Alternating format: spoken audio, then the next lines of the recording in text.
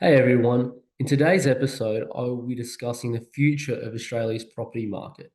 In this episode, I will discuss the history of the market, the emerging economic trends of the market, and finally, my thoughts on what's going to happen with the market into the future. Anyway, let's begin.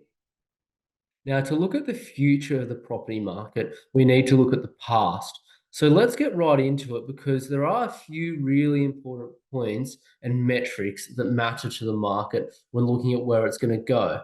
Now, let's just go first things first, probably most importantly with the market is, first of all, what has the market done? Now, in Australia, obviously, everyone would know that the market has obviously done very well over the past decades, and especially since the 1970s, as to when Nixon took the dollar off the gold standard. Now you can see here, this is the Aussie Home Loans 25-year report, which basically analysed the years between 1993 and 2018. So you can see clearly here, post the dot-com bubble, we had very good growth.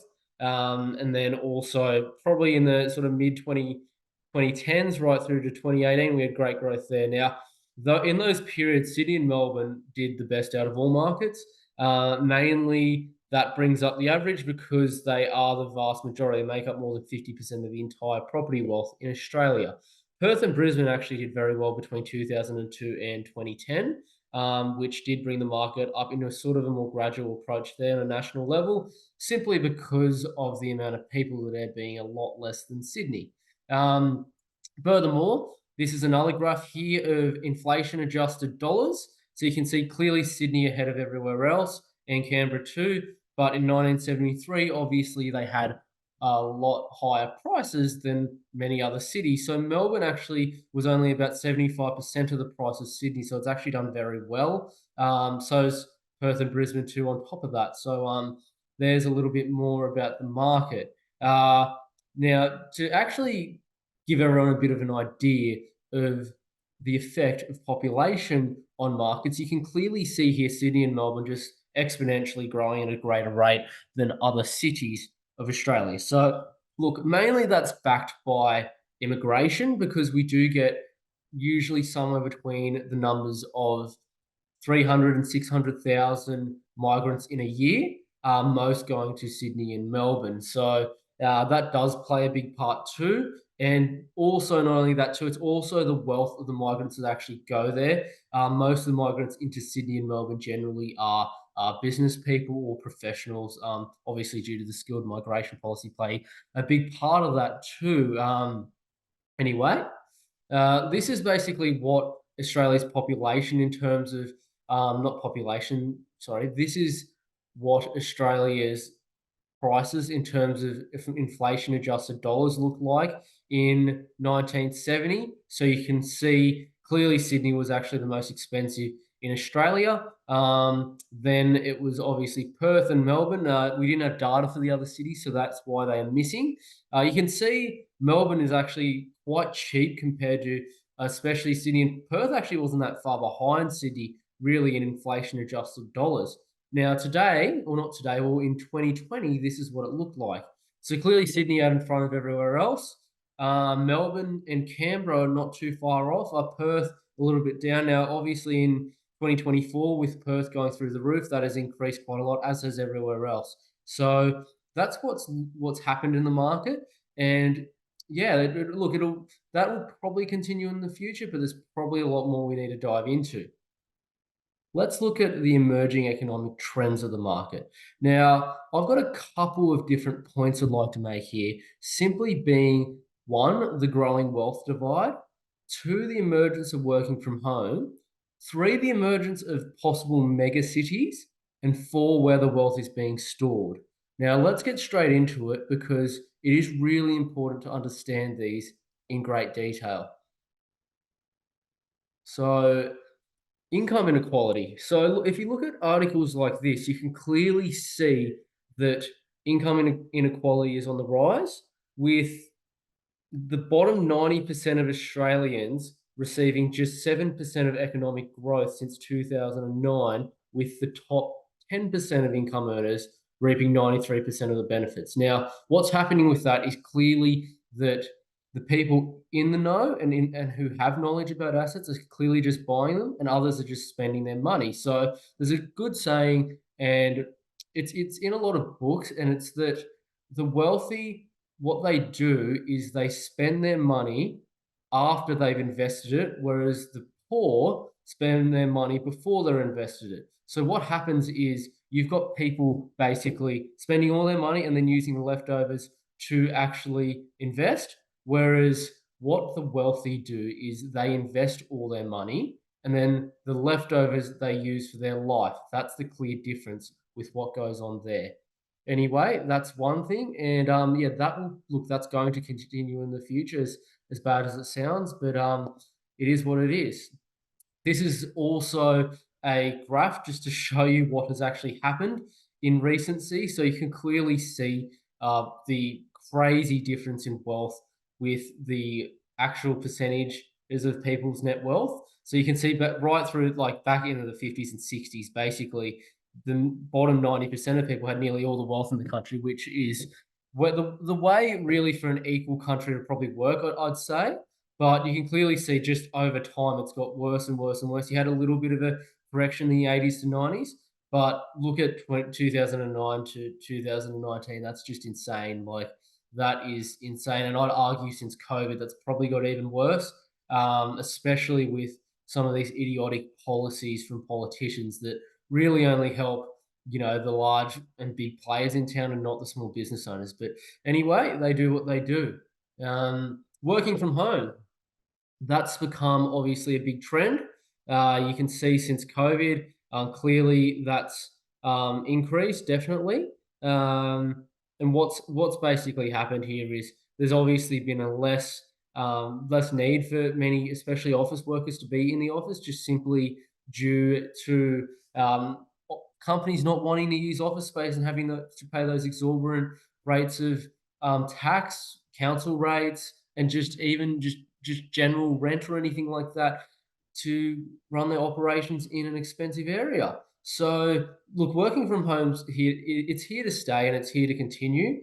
Look, what I'd say about that though is over time, people are going to. The thing is, people don't solely work from home generally. They do go in the office a few times. So what you're going to need to realize is that people are going to need to live in striking distance or within relative commutability to the main areas of CBDs and where all the jobs are, simply because someone can't, for example, drive from Coffs Harbour to Brisbane in a day. That's just too far. But somewhere like, let's say, Terrigal, or maybe for someone in Queensland, maybe like Coomera or somewhere like that, going into the Gold Coast or going into Brisbane, that's realistic for probably 2 days a week, but not for all 5 days a week. So just keep that in mind because, look, people generally will live somewhere within vicinity to there. So that's an important thing, especially if there's transport hubs nearby.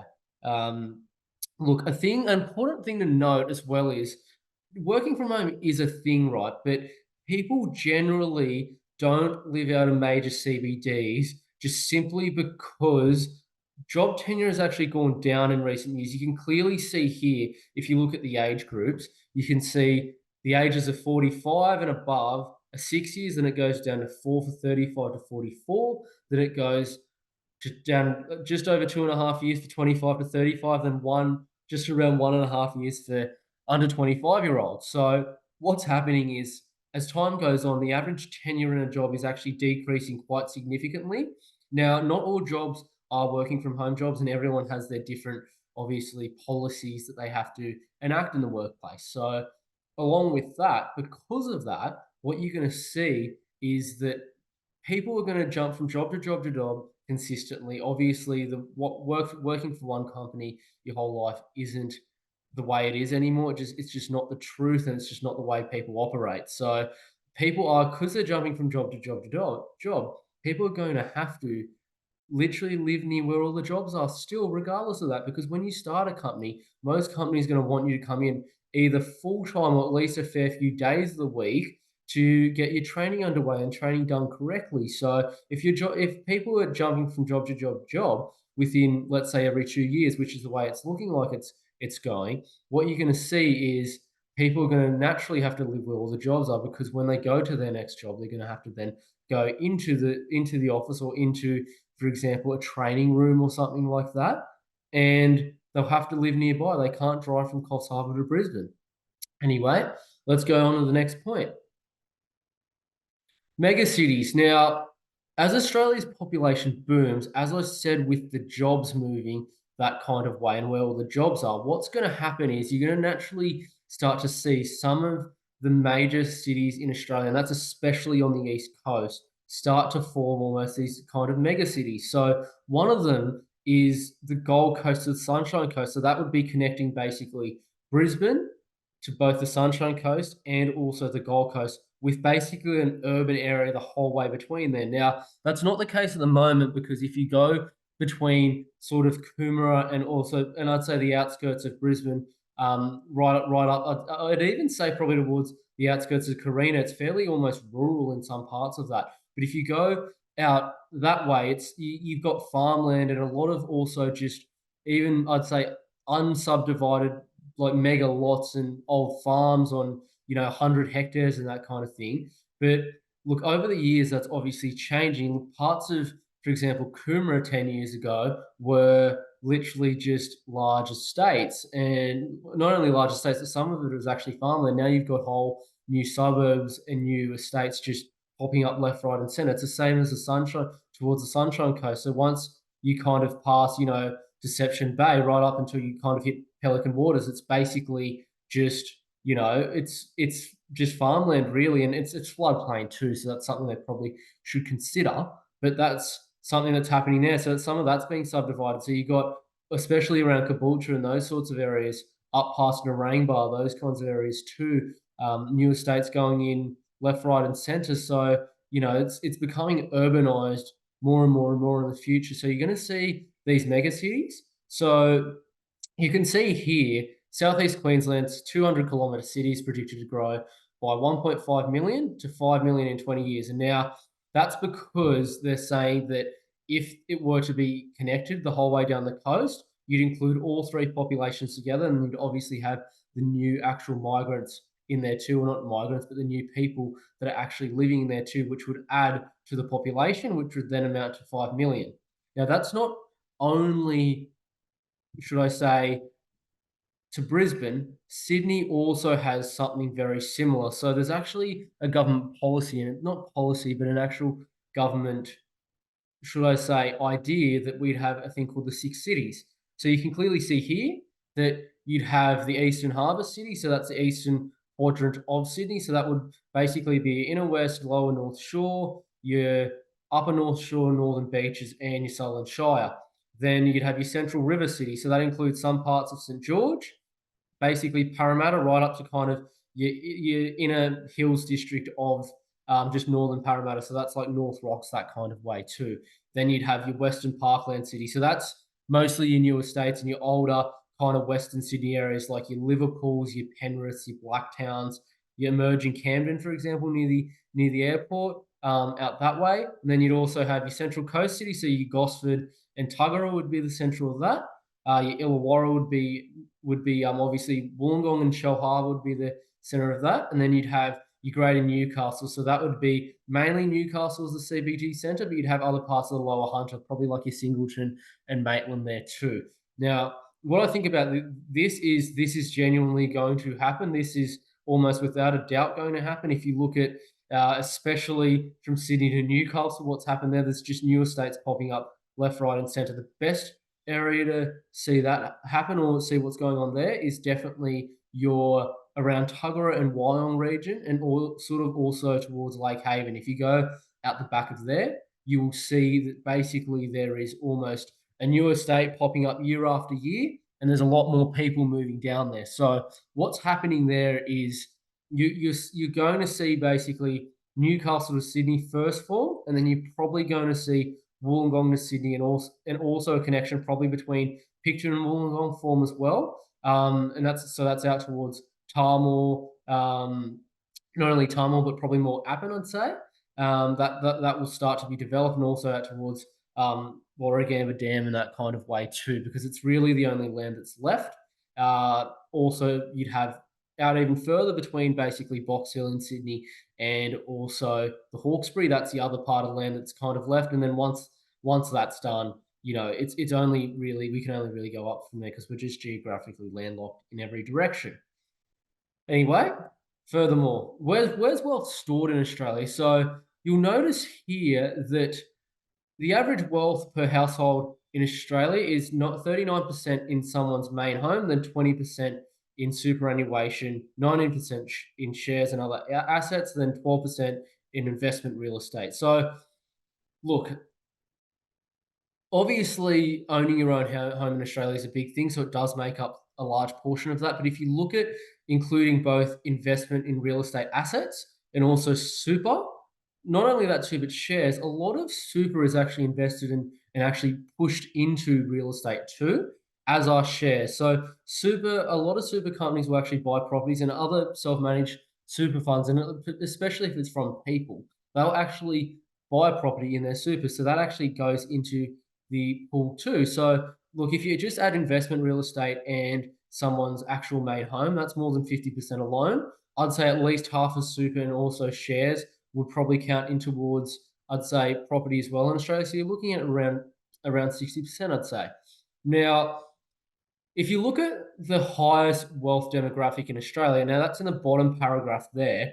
Basically, most of their wealth is in investment properties and shares. And then because of that, you've also got a lot of their wealth too in their main home. So you're looking at really the wealthiest people in Australia are really saying that real estate is the actual best asset to buy in Australia because they're storing all their wealth there. Now, if you're going to say, well, that's just because they're wealthy and, I can't do that. Well, not all the people that are actually wealthy have actually grown up in wealth. So a lot of them have actually had to work very hard and then have invested their money. So I think the actual statistic is, I think it's 86% of all millionaires actually self-made, and that statistic I actually got from Forbes. So, if that number, and I'd say it would be fairly similar in Australia, is accurate, then you'd probably say it's actually up to you. So that what you got to actually derive from that is that in Australia, real estate is clearly the best asset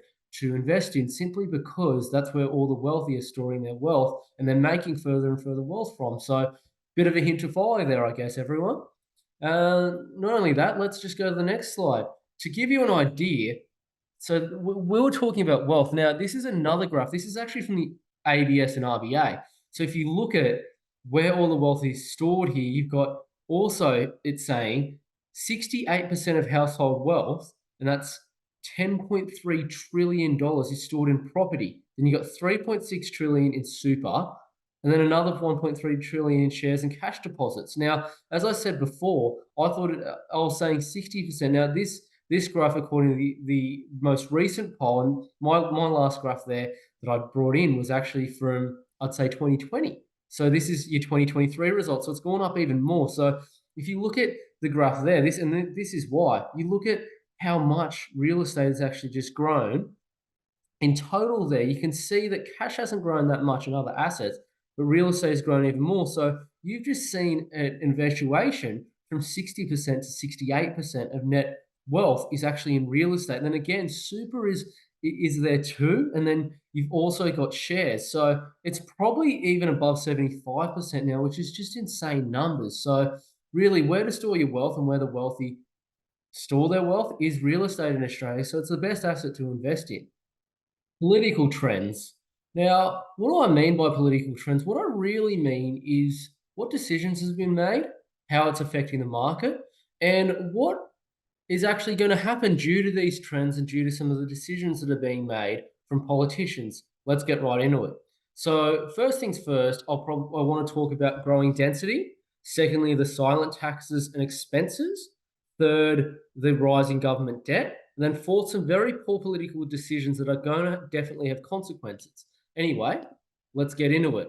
Now, obviously, with an increasing population in Australia, no doubt we're going to need more dwellings. I don't think anyone would disagree with that. No politician, no one in the media, no one else. Though with these trends, we're getting some changes to obviously legislation in a lot of areas. So you can see here, this is something brought out recently by the Chris Minns government, so the Labor government in New South Wales, that there's improved densities along major transport corridors. That's particularly train lines. So you're going to see this continue to happen in the future, especially in places like Sydney, where it's just landlocked and more people want to live where all the jobs are, which happen to be around the CBD, alike to many other cities in Australia. So that is going to continue to happen. I'd say as well, if you want to think of Melbourne, places like Cheltenham, where you have the actual rail ring loop, and then also other places in Brisbane that are close to sort of key amenities. So if you think of, for example, like Fortitude Valley, that's an area where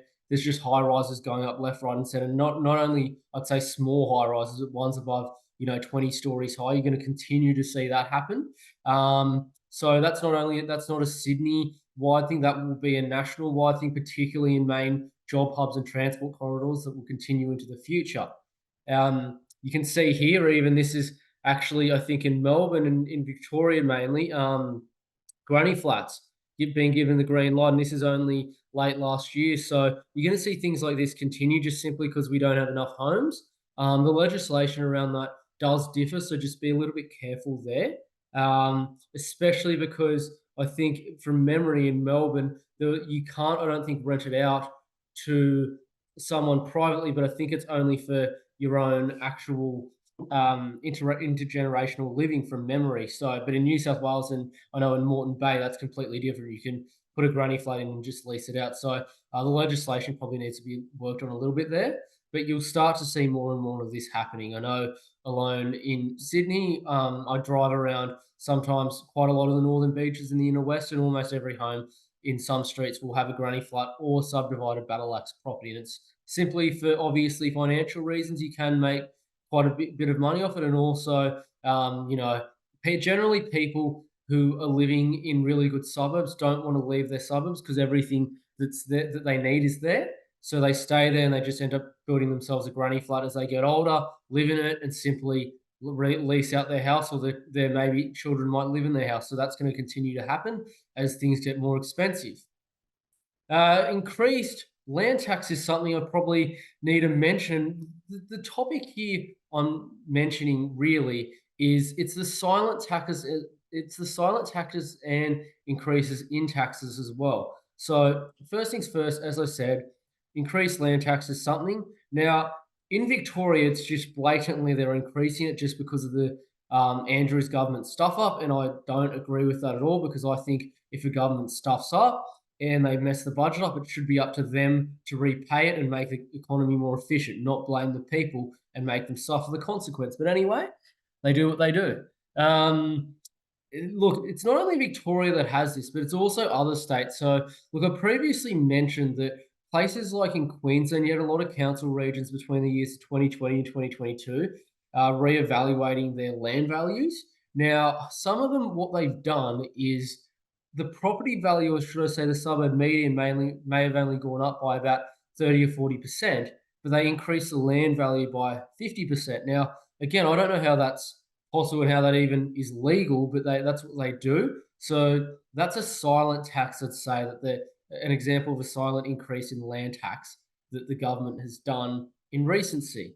Not only that, it's also because land valuations obviously determine council rates. Another silent, I'd say, tax that's happening in government is the increase in council rates. So if your land value goes up, then obviously your council rate goes up because what they do is they actually calculate it according to land value. So furthermore, people are going to be continually taxed on things like this. But again, you don't want to be in one of those areas that isn't going to grow a lot in value over time because you want that rent to increase as well, along with your asset price. So if your property's stagnating, let's say in price, and your rent's not going up, you're going to struggle to therefore pay these expenses, and your net yield's actually going down. So importantly, just take that in consideration as well with expenses longer term, especially. Government debt. So government debt, look, it's just skyrocketed. It's just unbelievable what's going on. Now, if people don't know what AGS is. It's adjusted government securities. That's what it means, or Australian government securities, should I say? And then you can clearly see the interest expense there too. Now, what basically happens is your interest expense. It lags slightly as to what your graph's doing generally. So you can kind of see, as especially in the 80s, where you had interest paid obviously going up. Obviously, that had a bit to do with interest rates as well at the time, the cash rate.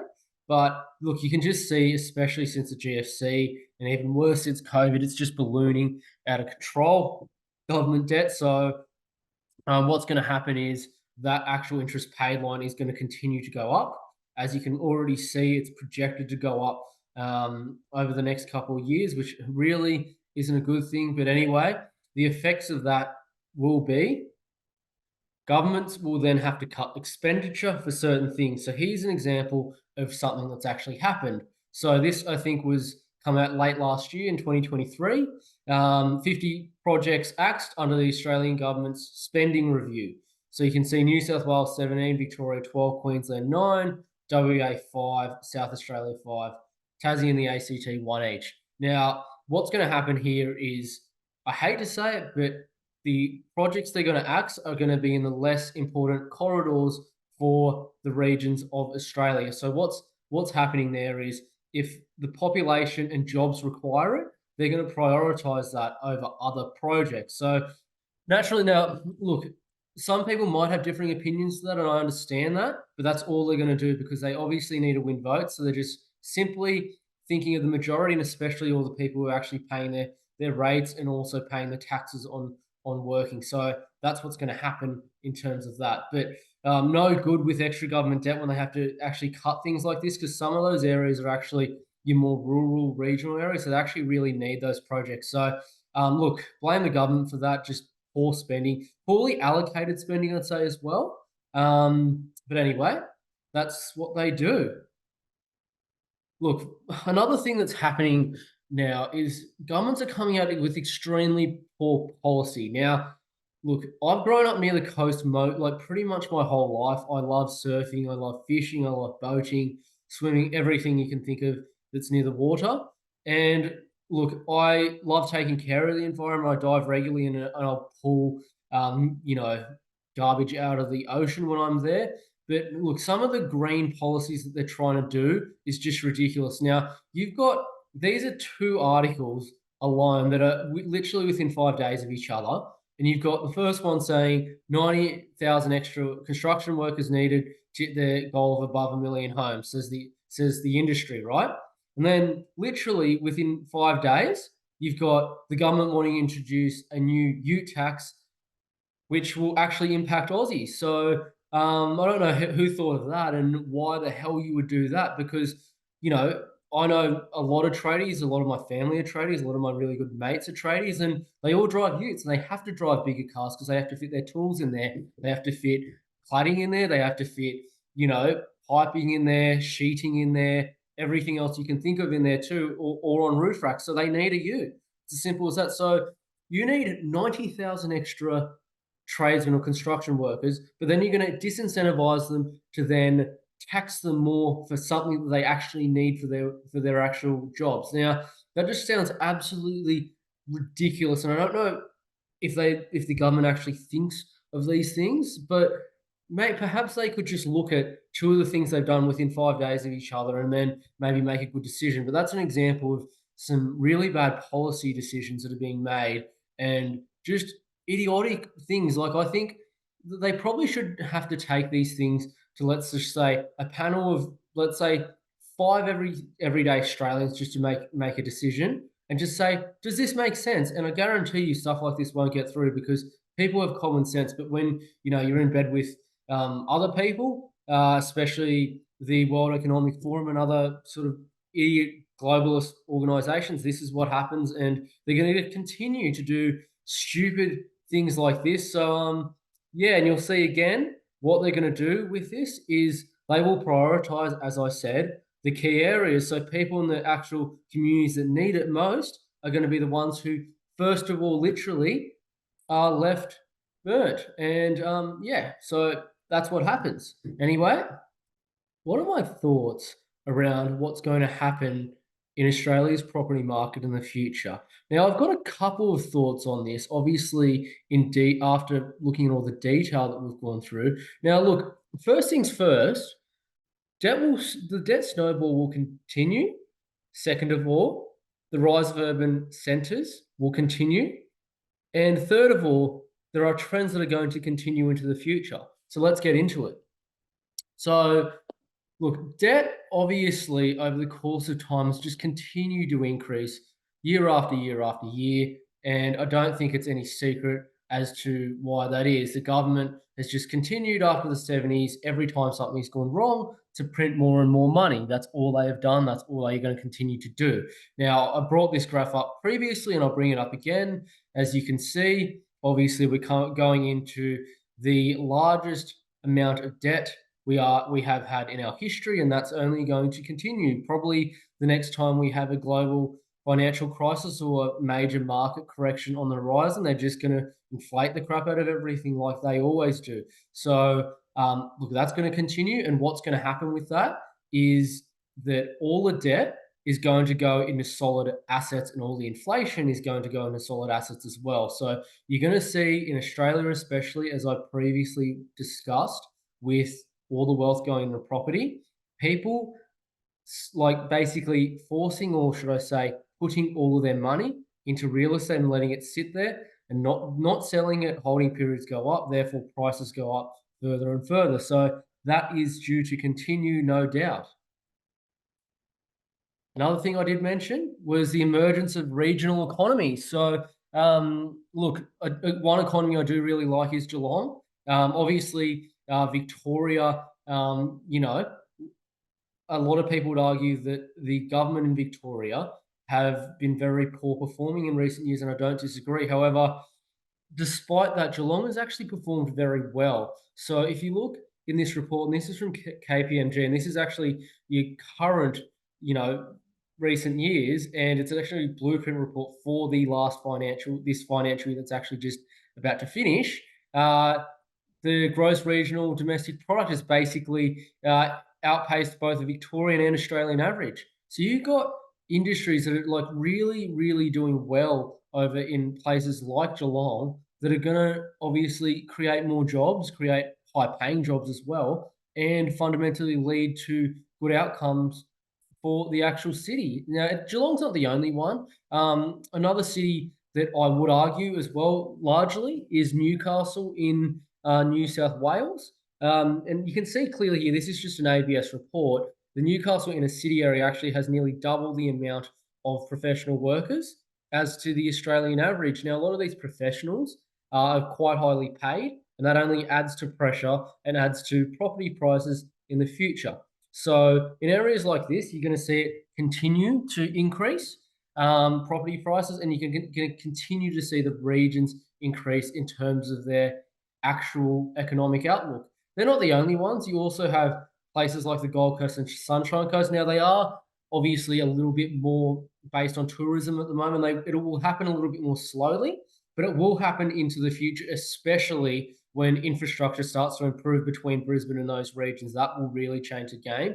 I just think it's probably 5 to 10 or so years behind places like Newcastle and Geelong, truthfully. So well, that's what you're going to see there. Other parts of this is as well, look, obviously, no one would doubt that markets have cycles. So, look, you have times where markets go bananas, you have times where markets do very poorly or might even do nothing and go flat for a long period. So, an example I want to give you is this is an actual extract in inflation adjusted dollars from 2007. Now, 2007 was basically close to the peak of where Perth's property market it was basically the peak of it where it hit. So what you'll see here is it's actually the second most expensive city in Australia. Now, like fast forward that to 2020, what happened was it went right down to being the seventh most expensive city in Australia. Now, obviously, that's changed a bit since COVID, but the point I'm trying to make here is that just in general, markets have cycles. So Perth and Brisbane did very well between the years of 2002 and 2010. but then did very poorly in the preceding 10 years, whereas Sydney and Melbourne, the preceding 10 years between the years of 2010 and 2020, where Brisbane and Perth did poorly, did very well. So all I'm saying here is markets have cycles, and that is going to continue, and certain markets are not going to correlate with others. So that's where the real opportunity is in buying properties, because you can use your equity in one market that has done very well to then invest in a market that hasn't done much, and then ride the whole growth cycle of that market, and then go back to the market that you originally invested in that might have gone quiet for that time and buy there again. So that's how you can make a lot more money in the market and use it to your advantage. Just make sure you're buying in the right pockets of every city, or should I say regional town. So furthermore, we have the actual property prices in each city. Now, this is only released very recently. This was actually released in I think it was October of 2023. And you can see what prices they expect each city to reach by 2030. Now, if you look at it here, you can clearly see Sydney's going to go above 2 million, Melbourne and Brisbane are going to go above 1.25 million. Now, you can see Perth almost crunching a million, which is quite good as well. Most of that will go into certain areas, and that will really bring up the average of Perth. But look, I do think something like this will happen, definitely. We just have a continual shortage of supply. People don't sell their houses, therefore the equity stays in the market. And continually as well, people just value property over anything else in Australia. So this is set to continue. Not only that too, so this is actually pulled out of the Aussie Home Loans 25-year report, going out to from 2018 to 2043 here. What they expect if trends continue to happen in the years up to 2043. Now, you can see house prices, which is what I'm going to be focusing on here because that's all that I buy. That Sydney will hit 6.35 million, Melbourne close to 6, basically Perth nearly 2.5, Brisbane close, nearly 2.25 million, and then you got Canberra almost 3 million as well. So pretty crazy numbers there. But look, I actually think, funny enough, this is probably very accurate and probably quite close to being true. I don't think after the COVID boom, despite what most people would have said in 2018, anyone would probably disagree with that. It's just seeing what's happening and what's going to continue to happen, in my opinion. Now, what I genuinely think, though, is about this Sydney, Melbourne, and Brisbane especially, that number of 5.8 and 2.25 whatever million it is, I think that number on average, they might say it'll actually be lower, but it won't be low in the genuine parts of the actual cities. It'll actually be higher. Now, the reason being is because what over time happens is the actual data they collect actually includes areas that haven't previously been a part of Sydney, haven't previously been a part of Melbourne. So, for example, in even these actual reports of CoreLogic, the Sydney actual metro region they count as, they actually count it right the whole way out to the Blue Mountains. So I think it's right out to Mount Victoria, and then also right up to, I think it's Doyleson on the Central Coast. Now, for me, Sydney is only genuinely the actual region of anywhere south of the actual Hawkesbury and anywhere north of basically your Port Hacking River and basically east of your Great Dividing Range. So that's your genuine Sydney for me. But when you include other areas in it, like they do, it brings the actual median price down. Now that's not only included to Sydney, but Melbourne, they've actually just included the Melton region as well into Melbourne. So that's obviously, you got properties in Melton of $400,000, $500,000. So it's obviously going to bring down the median price of the actual total of Melbourne because they're bringing that region into it. So that's something that just keep in mind. Brisbane as well, if as trends continue and they start to bring in places further south and further north of Brisbane towards the Gold Coast and Sunshine Coast, it's obviously cheaper than the actual Brisbane, should I say, metro region. So what's going to then happen there too is that's going to bring down that median. However, the traditional area of the actual Brisbane CBD is going to be significantly more expensive in it. And I'm telling you right now, this report says that Brisbane hasn't performed well, but if you look at the suburbs that are, within 10 k's of the CBD, they have performed almost as well as Sydney and Melbourne suburbs, and they will continue to outpace that. by 2043, I'd say there'll be a lot of suburbs in Brisbane that are even above $4 and $5 million, and I've no doubt about that. Sydney will have suburbs that are above 15, Melbourne probably above 12 million. So that's going to continue in the future. So your time is now to get in the property market, most definitely. Thanks so much for watching. Please subscribe to the channel, and if you're looking for a buyer's agent in Australia's best performing suburbs, be sure to reach out via www.compoundinvest.com.au. The details are below. Thanks again, and welcome to the channel. I'll see you in the next one.